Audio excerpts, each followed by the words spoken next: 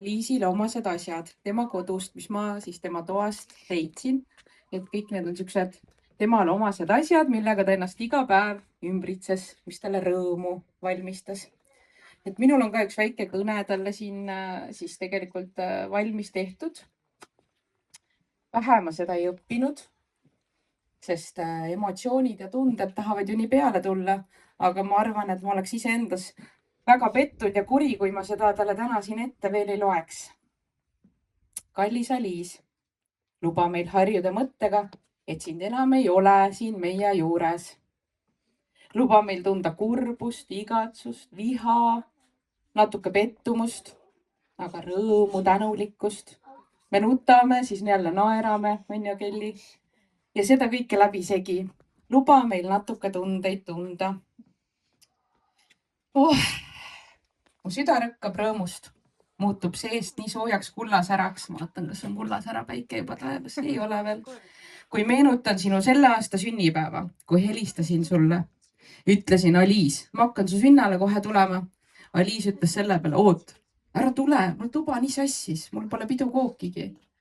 Vastasin, et tõeline sõber ei hooli, kas sinu kodu on puhas, tolmurullides, kas sinu diivan on kortsus või on ta sirgus.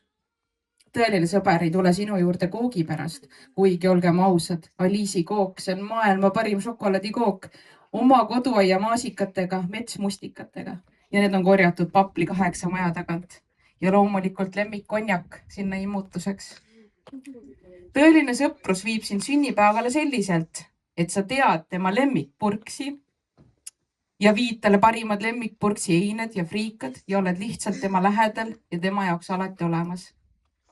Muideks seal samas burgeri järjekorras seistes tuli mul tunne, et voila, ma pean Aliisile kõne tegema.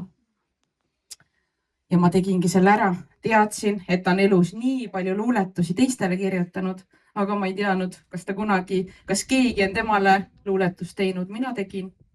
Lugesin talle selle ette, kui temaki istus oma uuel rohelisel diivanil enda suures toas. Ja ma tahaks teile ka selle väikse luuletuse ette lugeda.